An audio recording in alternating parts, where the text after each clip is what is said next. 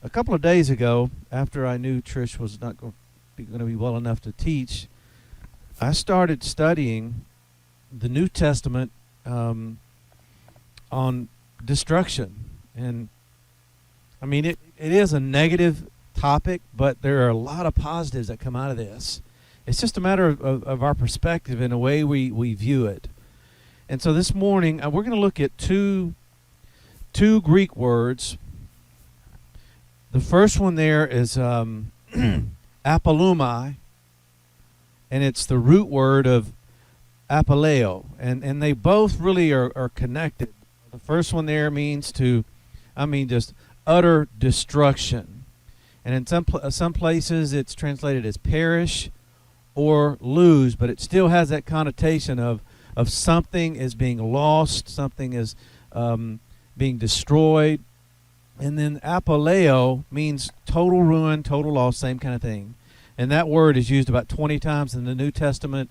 The previous one is used, I think, well over 90 places throughout the New Testament. And there's certain ones that we're going to, I know there's I put all this together, and now you got 14 pages of notes from these two teachings. So I'm going to kind of go through some that really stood out a lot. Particularly about the wide gate and the straight gate. This word is used in that context, which is really, really interesting. So to start off with, though, this first passage here, we all know this, and I love the way God's breath kind of breathes something into us and says, you know what, look at this. And it's a timing insight. I know I say that a lot when I'm up here. I'm still blown away by, no pun intended, but it's just so adventurous in the relationship whenever you get the Lord shares something fresh and it's for what's going on, and then he starts going, hey, do you see what's happening in this country? Do you see the utter destruction that's taking place and how the enemy's trying to take over all of this region of the world? And it just really, the scripture comes alive whenever you see those things. So I titled this Angelic Encounter, and I believe this is one of the things, the strategies the enemy is trying to use at this time, where he is seeking the destruction of in this instance, it was the Son of God. But in our case, I think he's trying to, he's wanting to utterly destroy the sons. And I think what we're seeing over in Afghanistan, and we're seeing some really heinous things that are going on, and it's crazy. I mean, but let's read it. It says in Matthew 2, starting in verse 13, and when they departed, behold, the angel of the Lord appeared to Joseph in a dream, saying, now, the content of what this angelic representative is telling him is astounding to me. I mean, he's giving him specific directives. He's giving him information about a child. I mean, of all things, Herod's going after a child? What's wrong with him? I mean, this is a grown man. This is someone that's a leader. Why is he concerned about this young child? But the angel says, take the young child and his mother and flee into Egypt. Now I'm thinking, okay, well, we're in the New Testament era here. Why in the world is he going to have him go into Egypt? Now I know prophetically, but I'm saying that would be like the Lord telling me, okay, Mark, I've sent this angel. He said, flee, go to Afghanistan. I mean, Egypt represents bondage and a lot of other things, but slavery, but that's the equivalent, right? I hadn't heard the Lord say go to Afghanistan, but if he said to go, we would go. But that would be the equivalent. So he's giving detailed explanation, and he says, while you're in Egypt, be thou there until I bring word. So it wasn't going to be a continual, 15-year stay. He said, you go there, you stay until I bring you another word. And he gives reasons why. He says, for Herod is seeking the young child to destroy him. That's the objective of the enemy through Herod-like people, through these crazy ones that are over here trying to take over.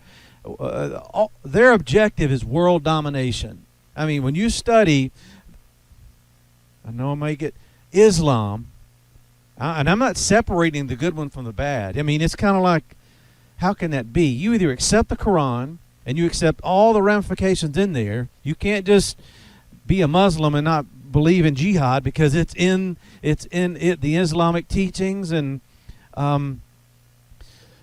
so they and I've studied them. I've written tons of papers on them. All they want is world domination. What does that sound like to you? That sounds like the book of Revelation all over again to me. I mean, it's a modern example of how the enemy, that's all he wants to do. He wants to control people. He wants to take over. He's all in this violence and this destructive chaos and confusion, and everything else you can think of is just all visible signs of how the enemy is going after people, and in this case, a country that I believe the Lord has earmarked to move in a powerful way. I mean, why would there be so much demonic activity going on there if the Lord didn't want to come in and do something great in that country? I know he does. And so here we have this issuance of Apollumi here, and it's all about destruction, and he's going after a young child. I mean, it makes no sense to the human mind. But Herod has this in his thoughts. And in verse 14 it says, "And when he arose," talking about Joseph, "he took the young child and his mother by night and departed into Egypt." Now, I mean, complete obedience. I mean, we have no indication here at all that Joseph even thought about not doing this. But, I mean, Joseph knew about Egypt. He knew what had happened there many, many years ago. I mean, it had been shared from one generation to the next what happened, all the plagues and everything that happened there. But he said, okay, I'll take this young child. Father and the mother doing this, it sounds crazy, right? Most people today would be like, are you crazy? We're not going there. So I know if I were a father and my young child was in danger, I wouldn't be fleeing into Egypt. But when an angel of the Lord appears and says, do this, he had to know. What did Joseph feel in that dream? I mean, we don't have any indication, but there had to be some assurance or some kind of, it was the breath of the Lord with this angel. I mean, everything that this angel represented from God was the thing that impacted Joseph enough to say, okay, I will do this. And so they flee into Egypt, and he said, and he was there until what? The death of Herod. That is really cool too. We need to know that even though the enemy is trying to destroy the mission and those that are moving as sons and saints in the earth, that God is going to step in and he's going to deal with leaders like Herod, and they're going to die. I mean, he's going to take care of it. We don't have to worry about God. Remember, that's God's job. That's not ours. Joseph's job was to hear and obey. And as he did that, God took care of the rest. And we need to remember that. As things get dark and get even darker, we need to keep this in the forefront of our mind. It helps me. And so, that it might be fulfilled, which was spoken of the Lord by the prophet, saying, out of Egypt I've called my son. And there it is again. The concept of sonship here. So really, the enemy is going after sonship. He does not want people recognizing their identity in this world. And it's destructive. It's bloody. And that's exactly what I saw. I'm not going to share any detail, but that's exactly what I saw 2 weeks ago in this dream or night vision kind of thing. I was in and out. That's exactly. It was utter destruction and desolation in places across the world. And I'm hoping that it doesn't have to, what's happening there in that country right now, I'm hoping and I'm praying that that does not happen before people realize and wake up in this country, especially the politicians that are releasing all this chaos. And that's where we come in as intercessors, where we can stand in the gap, even though the gap is wide open, and the gate up there is just, and the gate down south and everywhere else is just wide open, and it just seems like they're wanting total chaos and destruction of the United States of America. But we stand as a representative from the throne, and when we intercede, things are going to change. God's going to take care of us. The scripture says, I've never seen the righteous forsaken, right? We're considered righteous because of him and who he is in us. He's not going to forsake us. It might look like he has. It might look like he's turned his back on that country, but he has not. It just indicates the time of the end. Daniel spoke of this. John saw it. These guys saw all this way in advance and what was happening currently in their day, and now we've seen it progress to where we are in our day. And we don't need to be discouraged. We don't need to be fearful. But we need to know that he might send us into Egypt or a place that is so chaotic and have us there for a season, but then he's going to call us out of that as a son. So I just think that's really interesting, all the things that happen in this dream. And there's much more that we could talk about, but that kind of lays the groundwork for where we're going. Now, Jesus said some interesting things with this term that he used. And I've titled this, Seeking Not to Destroy, but to Fulfill the Law. In Matthew 5, and I made a mistake here, so I'm gonna tell you that word for destroy there is not apolumai. It's another Greek word that is kataluo, K-A-T-A-L-Y-O. So scratch through that one. I was doing so many different types of studies with destroy, I just forgot to remove that. And that word, it has the idea of to loosen up something, as to where it's so loose that it can disintegrate. And then, or in another instances, it also means to absolutely just to demolish. So I did not come to demolish the law, but to fulfill it. For verily I say unto you, till heaven and earth pass away, one jot and one tittle shall in no wise pass from the law till all be fulfilled. Now it's not a teaching about fulfilling the law. We're under the new covenant and grace, but it just kind of gives you insight into, in the beginning God destroyed everything, right? He was just fed up with the wickedness. And he said he would never do that type of thing again, not in that manner. But we do see remnants all throughout the New Testament where things occurred that were very destructive, and a lot of it is because individuals choose that pathway. We have a choice every day to get up out of bed and be positive and really go after the Lord, or we can sit in the bed and be in despair and depression and be negative. We choose everything. No enemy force is going to cause us against our will to do anything. We have the choice. I choose my pathway every single day, and so do you. And I have a hard time believing a lot of the agenda that's going on in our country.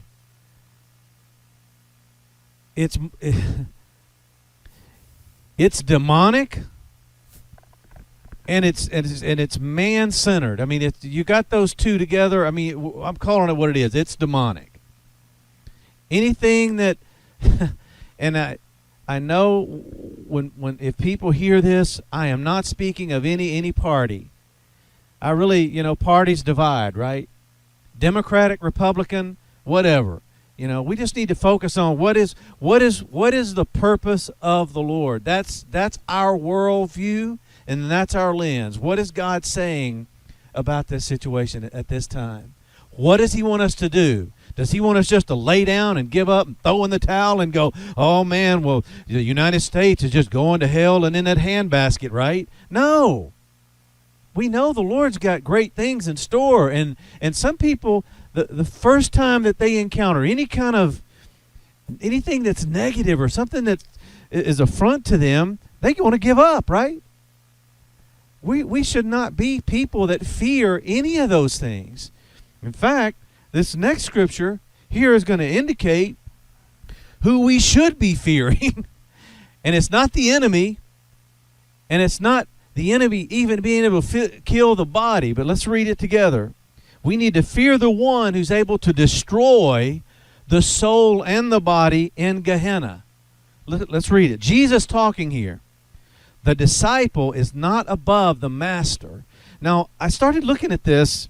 So there's going to be there's two different groupings here. The disciple and the master, nor the servant above his Lord. Very interesting terms. It is enough for the disciple that he be as his master and the servant as his Lord. If they've called the master of the house Beelzebub, how much more are they going to call him of his household? Fear them not. Who's them? Who's he referring to? He's talking about the people that are that are in partnership with Beelzebub. So you've got the principality, but the humans that are partnering with him. He said, don't fear them. And then he says, for there's nothing covered over that shall not be revealed, and hid, kryptos, that shall not be known. What I lego to you in the darkness, or in those things that are obscure, or things that are really dim, you can't see it very clearly, I want you to speak in the light. And what you hear in your ear, preach, caruso, be that one that is like the public crier in the marketplace that is going to loudly proclaim what's going on. What is he saying to proclaim? What you hear in your ear. He's talking about darkness. Speak it, and as you speak, light comes. Light there is foes. There's a shining and a manifestation of light coming when we do that. Is darkness all around us? Absolutely.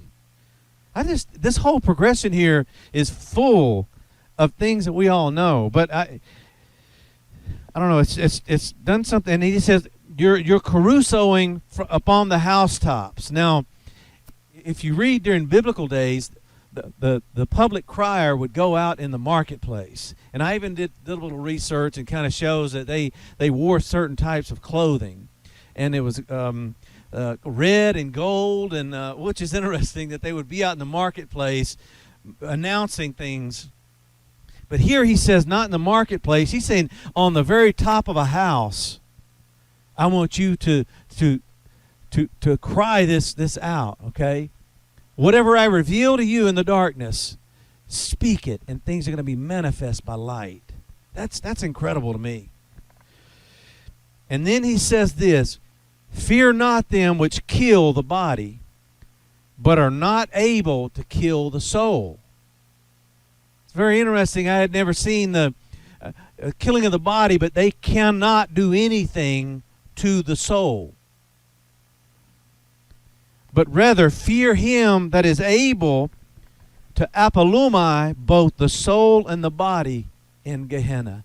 He's the one that we need to have a reverent fear for, because he has the ability to kill the body and the soulish part of who we are. That's a sobering fact. I can't explain some of this to you other than I'm not saying it's the intent of God to kill the body or the soul, but he's making a point here. He's trying to get people to realize, don't fear Beelzebub, don't fear the people that partner with him or those in his household, but fear the one that can kill the body and the soul. That's the one we need to be focused on. And a lot of the things that are going on, God is trying to use these situations and getting people to realize their need for him, not just when things are bad, but to serve him when things are good. You know what I'm saying? A lot of people will, they'll serve the Lord for a week, just to get out of the trouble, and then before you know it, it's like they don't even know who God is after that, right? That's not what he wants. He wants a devoted people that will follow him no matter what is going on, good or bad. That's what he wants. I mean, he wants devoted people. And, I saw something in the news recently, and, about all these different things, people are wanting to change names and stuff. For example, I'm just going to say this, and we know why this is going on, because Washington does not want any kind of...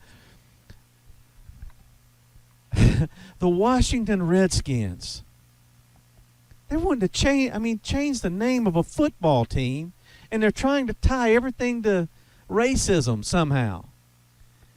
And we all know that it still exists. It still exists among all ethnicities. I mean, it does. I know white people that are racist to white people and blacks to black. So when God looks down, that's part of the chaos that the enemy is trying to do within our country. And it's so far from... Do you honestly think God is focused on that in his purpose at this point? You think it's really what he's focused on, is the pigmentation of our skin? I mean, he loves all of us. Don't get me wrong. He's looking much deeper into us. He's looking into the very center of who he created people to be. He doesn't see color. He's not focused on color. When he looks at me, Imani, or anybody else in this room, he sees a heart that's after him or not after him. I'm not saying he can't see. He can. He knows all. But when I'm making my point here, this has gotten to a point in our country where it is just sickening. And it makes me nauseated to know that we cannot look at each other and look beyond the way man sees and start to see with the vision of God the way he sees, because that's what he's looking at. He's not focused on the things that are man-centered in this world. Corruption is here. Corruption started in heaven when the enemy failed, and God said, you know what, that's not here. This is a perfect place, and I ain't having it. And then he banished Satan. And then the garden. So it's always been here.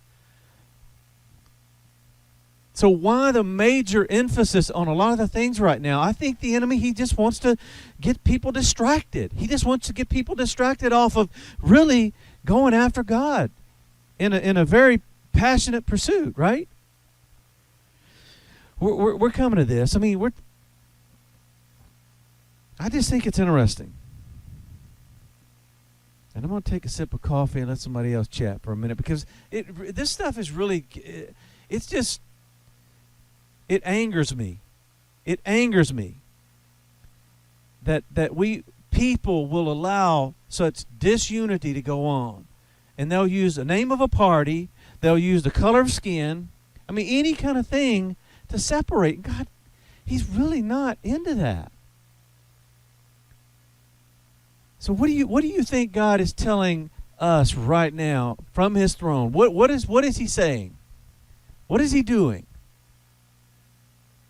You think he knows exactly what's happening, and he's not really frustrated. There's no anxiety in the heart of God. There's no imperfection, nothing.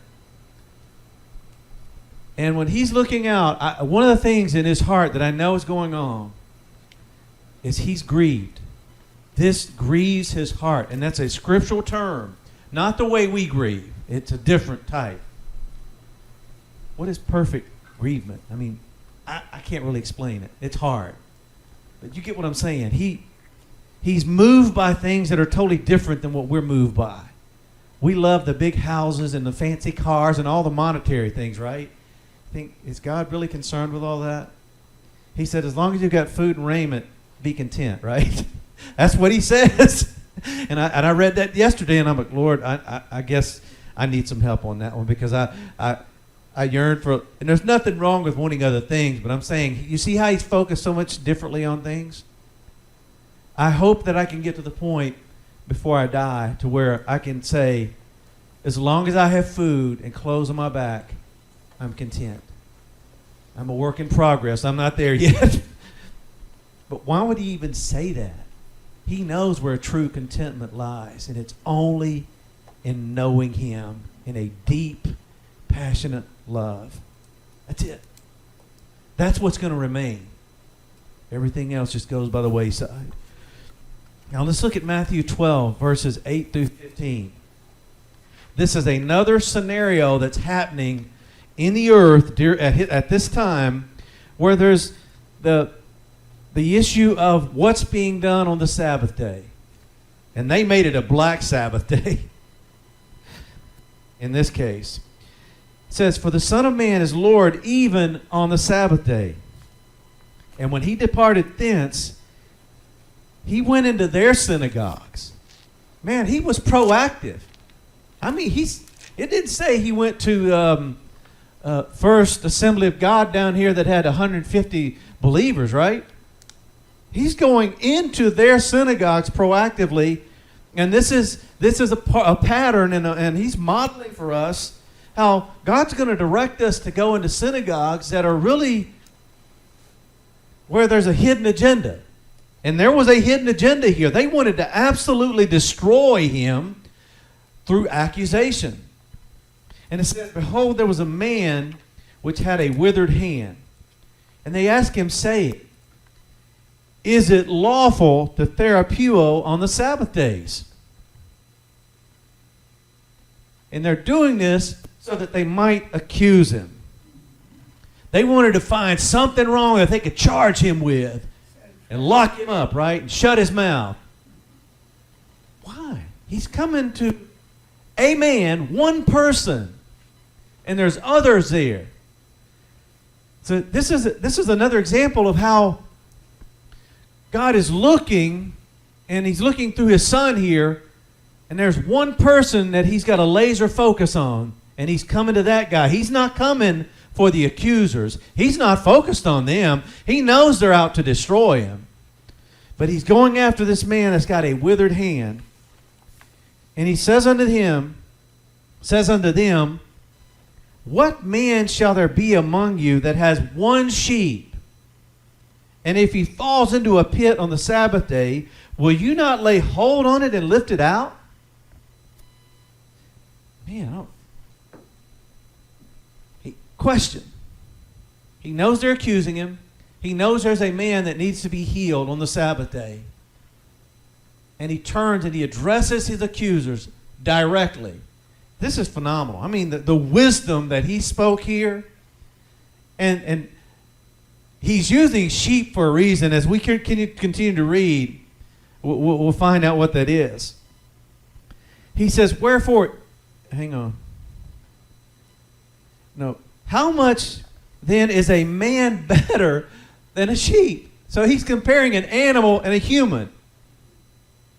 Can you imagine what these guys are thinking? They're probably going, we don't have great insight into here. We just know their objective. But you have to know in their mind, they're deliberating going, well, he's got a point there, but I still want to accuse him. He's got a point there. So their mind is playing all kinds of games with them, their thoughts. And they're thinking, man, he's right, but we've got to accuse him. We need to charge him with something, right? And then he turns and he says, remember the first question was he asked them a question, is it lawful? Now he's like saying a direct statement. He says, it is lawful to do kalos on the Sabbath day. That is phenomenal. He's telling them like it is. And he's trying to cut through all of their religiosity, all of the law that they've got in their head, that they think they know everything. And He's trying to do something that's kalos, which is the purpose of the Lord on a day that they called the Sabbath. And he tells them directly, this is lawful. It would be like us saying, this is what God is saying, right? Thus saith the Lord. This is what he's telling us to do at this point. I'm not concerned about Washington. They're not the true voice of the Lord. In fact, they're just the opposite if you really look at the content of what they're releasing. They have no idea of spiritual things that are going on around this world. They're only focused on control and power. That's what they want. People like that are wanting to control their power base, and they're going to do any and everything they can to keep it in place. So he turns to this man. Now, let's think about the poor man that's here. He's probably thinking, what's wrong with you guys, man? I got a withered hand. Can't you see it? Let the guy heal me. Nothing. I mean, he's just standing back. And then all of a sudden, Jesus turns again back to his purpose, and he says, stretch forth your hand. And he stretched it forth, and he was restored to Hagganis. Or what's the word there, Pastor? That's it. The Huggies, the firm fitting thing there. We use restoration of a whole, like as the other. Then the Pharisees went out, and they brought together a council against him, how they might apolumai him, bring him to utter destruction. Sounds like Washington to me. The thought process, all the things that it's craziness. There's so much that we see that happened many, many years ago that is truly manifesting almost identical to where we are today. We have Herods all over the country that are out to destroy the sons.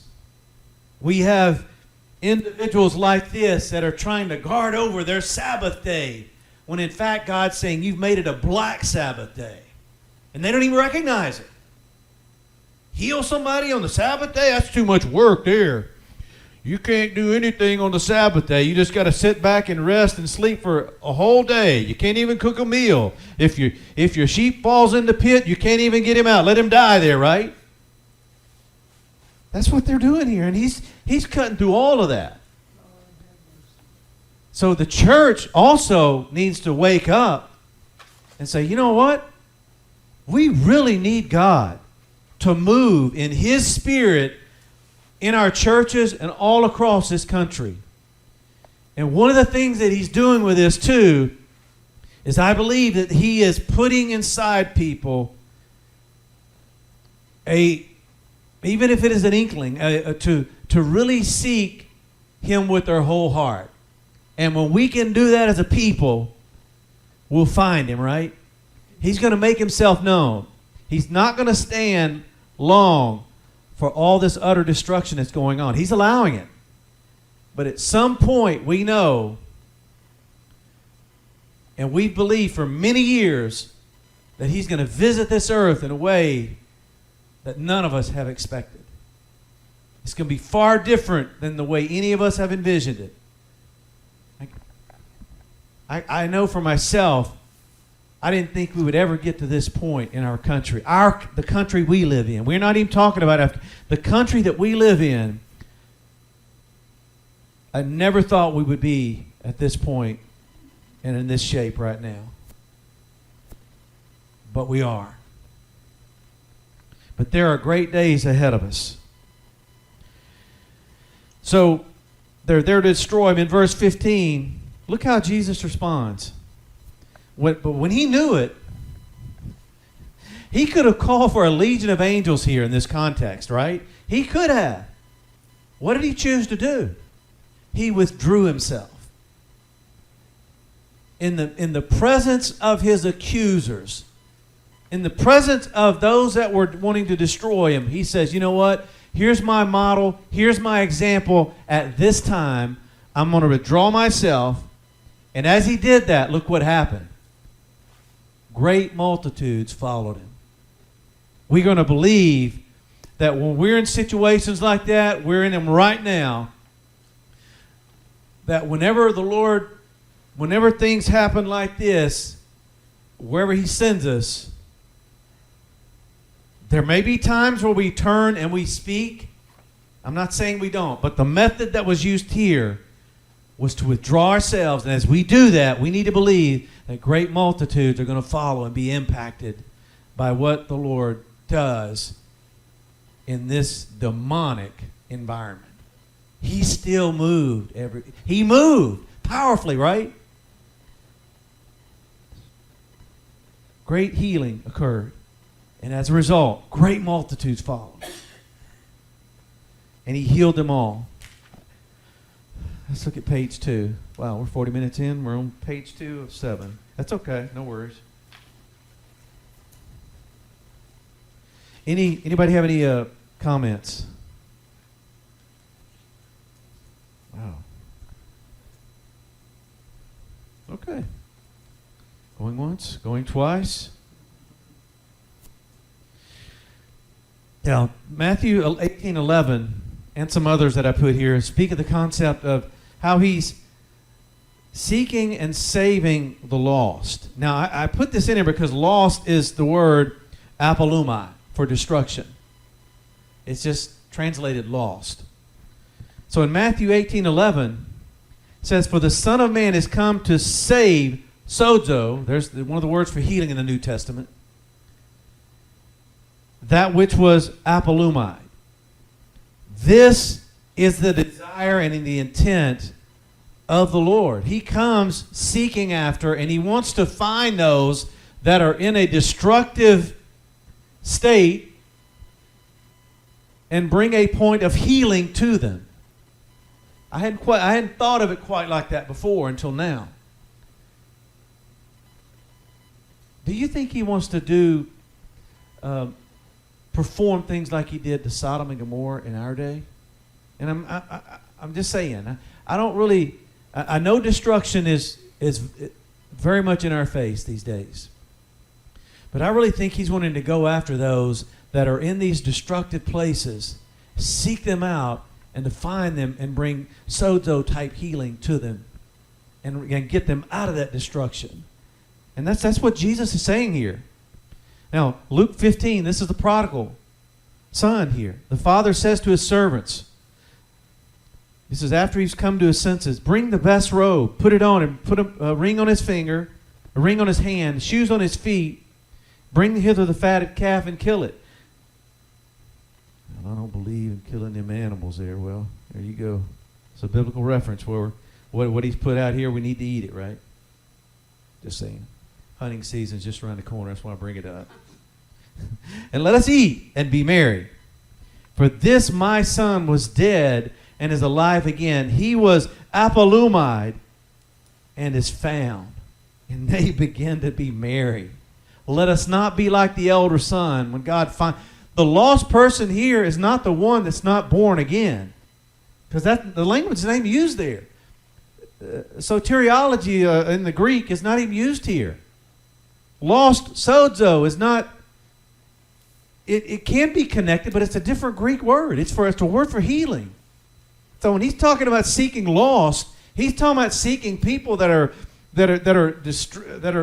major destruction going on, and he's looking for them. He wants to find them. And when he does, we need to he's given the best to them, the proper robe, the clothing, the shoes. And the elder son gets infuriated. And Lord, let us not get to that point when you start reaching those that are lost. I thought for so many years, and it's still going to happen, people that have left are going to come back. Some are not. A lot of them are not going to come back.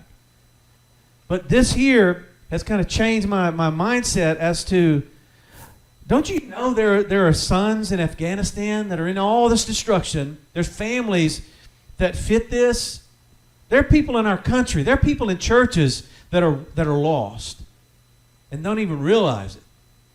They're having Black Sabbaths every Sunday and every Wednesday, And they're calling it the Sabbath. God wants to reach in by His Spirit and bring people out of that destruction into a point where they're sozo, where they're absolutely whole and functioning the way He created them to be. He wants to do that. I know I'm kind of beating a horse here, but it's really important for us to really see a lot of these things. I know we do, but wow, he's setting the stage for great things to come. So Luke 19:10 is where he says it, where the Son of Man comes to seek and to sozo that which is lost. John 3:16 has this same terminology. For God so agaped the world, He gave His only begotten Son, that whosoever believes in Him should not apolumai, but have everlasting life. He does not want people to end up in total destruction. That's not His objective. In fact, it's linked back to His agape here and the world. And the world is the creation and people and everything within it. That's His desire. He told Noah, he said, I did this once. I'm not going to do it again like that ever again. He was beyond wroth. Beyond David Lee Roth. He was, when he did that. I'm making light of it, but I mean, it was sad. It really was. But I'm glad he said he's not going to do it quite that way again. But He's going to take care of all of us. Now, this next passage, or a few verses, speaks of the straight gate versus the wide gate. In Matthew 7, verses 13 and 14, it says, Enter ye in at the straight gate, for wide is the gate, and broad is the way. And where does it lead people? It's apaleo. And it's a similar word for destruction and absolute ruin and loss. And there's many that are going to go through that. Because straight is the gate, narrow is the way that leads to life, and few there be that find it. So there is the wide gate is flung wide open. I mean, we can see that but they're in that wide gate, though I believe the straight gate is there too, but there's few people that are going to be able to find that gate. And it's interesting, the term that's used there, and I put in parentheses, finding something speaks of discovery and exploration. I mean, it's not just something that happens automatically, right? We have to find that narrow gate ourselves. Right now, all I see is something that's wide open. And many are in that opening, and they're in that pathway. And Jesus said it's broad. It's broad as that way, and it leads to absolute, utter destruction. And we're seeing that across our country. We're seeing it in Afghanistan and all over that area. And we're in the gate that's straight. And as we continue to stay there and intercede, I don't know if we'll close the wide gate. I don't know how all that works, but I just know that it's flung wide open at this point. You know, I'm not gonna go over all the examples of the unclean spirits here, but it's definitely in here. And what is interesting about this is this unclean spirit. The words and the insight that he says through this person is, he focuses on, he knows, he says, I know who you are, you're Jesus of Nazareth, and he said, you're the saintly one of God, and we know, are you coming to apolumai us? Are you wanting to absolutely destroy us? Just some interesting things, and then we know what happens. He sets the guy free. Unclean spirits listen to him, and they obey him. Let's look at page 3. We're running out of time. The same word is also used in context with the dumb and deaf spirit in Mark 9. The The father of the child brings his son, and he says, your disciples couldn't help me. And Jesus turns and he says to them, oh, faithless generation, bring him here. And as he brings him here, he asks the father some questions. How long has he been in this condition? He says, as a child. And then immediately the Spirit manifests, throws him on the ground. He said oftentimes he wants to cast him into the fire for just absolutely cremating him. And then he wants to throw him into the water and to drown him. This kid had purpose. This child had great purpose. Your children on this planet have great purpose.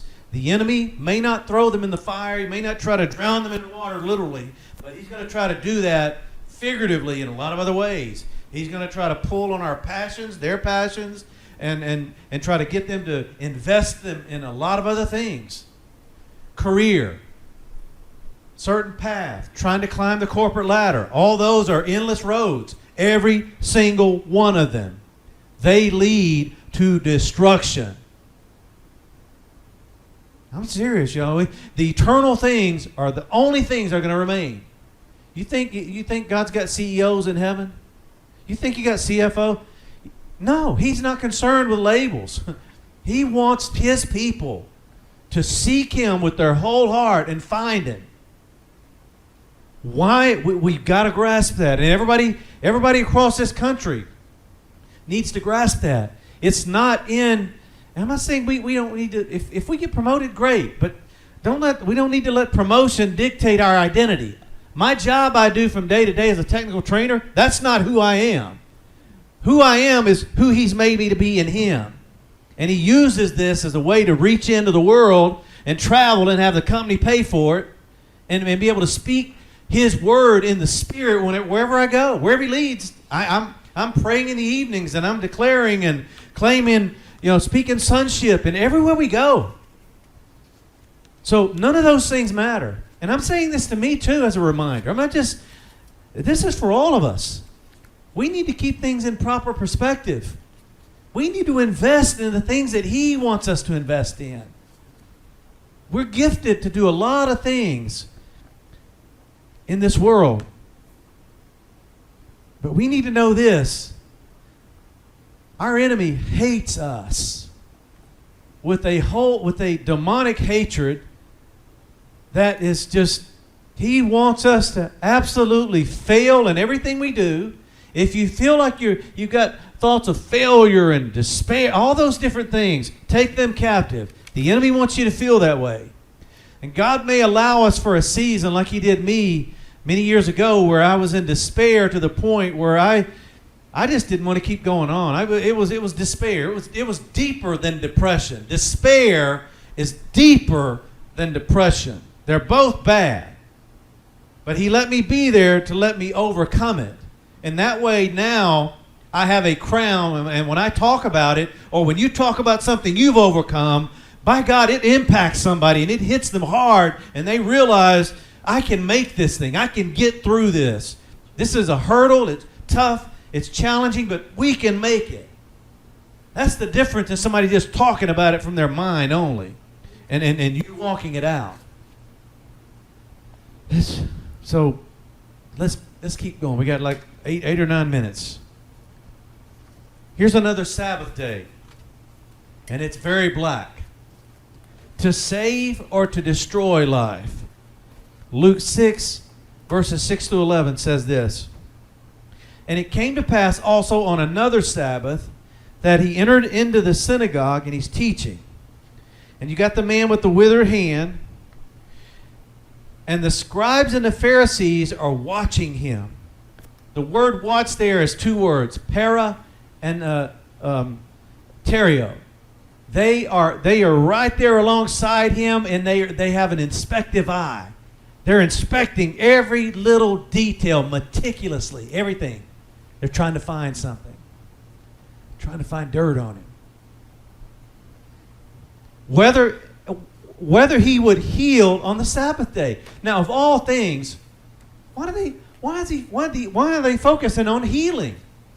I know it's the Sabbath day, but it just sounds crazy. And that they may find an accusation against him. But he knew their thoughts, and he said unto the man with the withered hand, Rise up, stand forth in the midst. And he rose, stood forth. Then Jesus says unto them, I'm going to ask you one thing.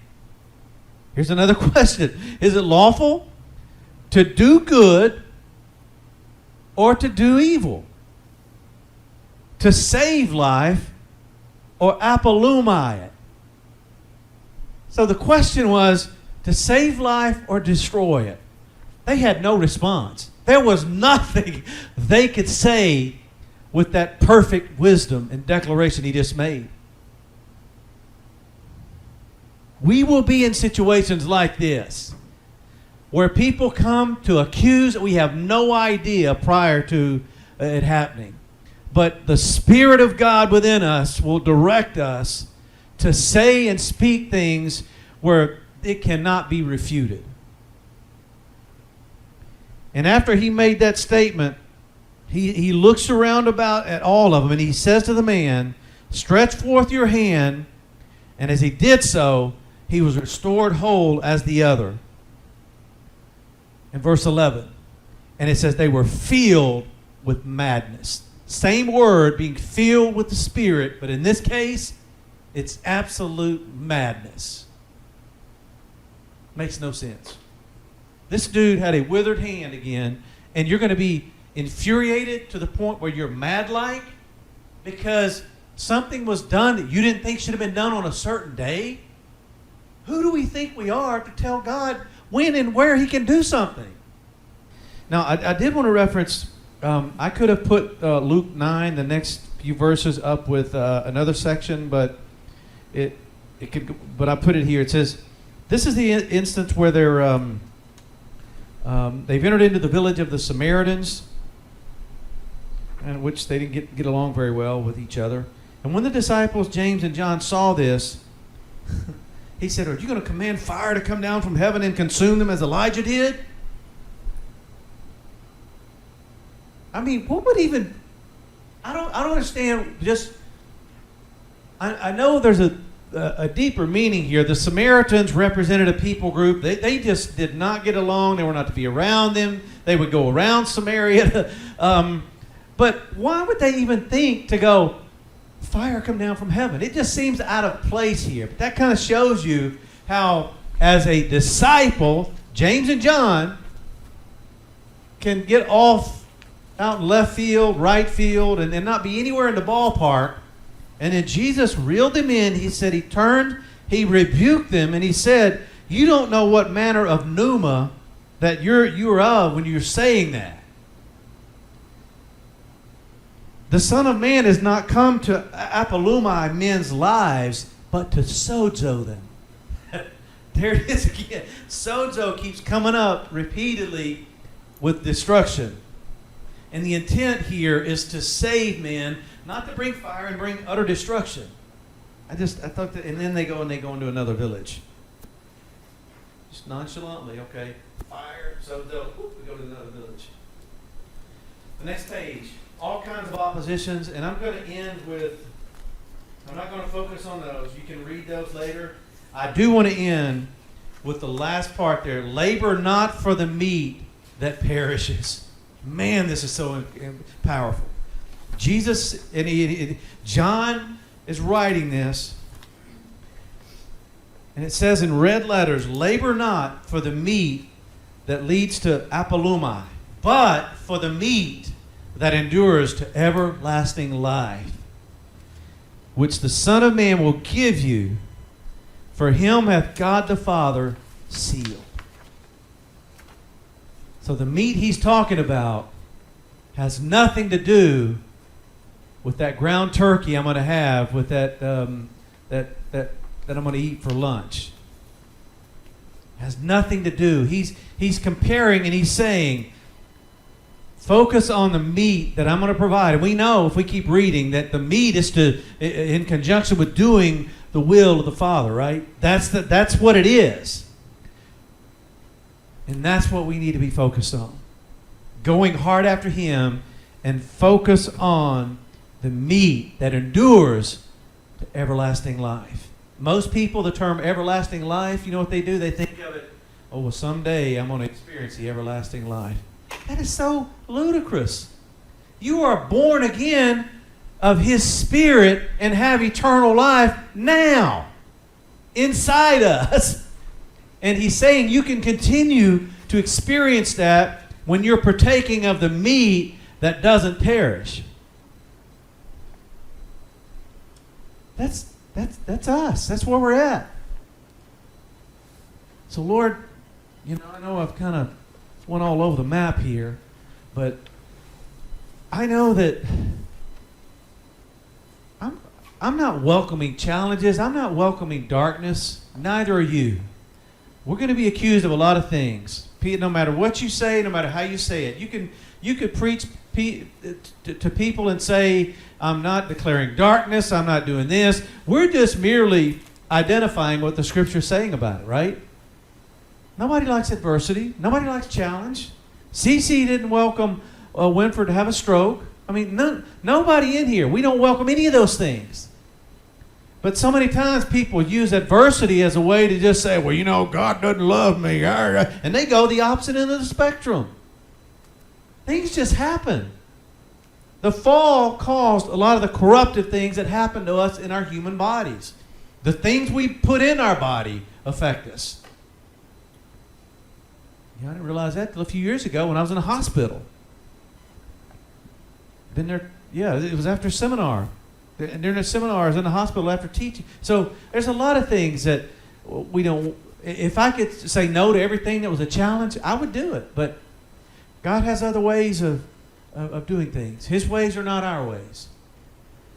So I hope this was helpful. I know there's a lot more we can go back and look at and study. I'm sure going to go back and do a lot more with this myself. And but I just encourage all of you to focus on the meat that leads to everlasting life.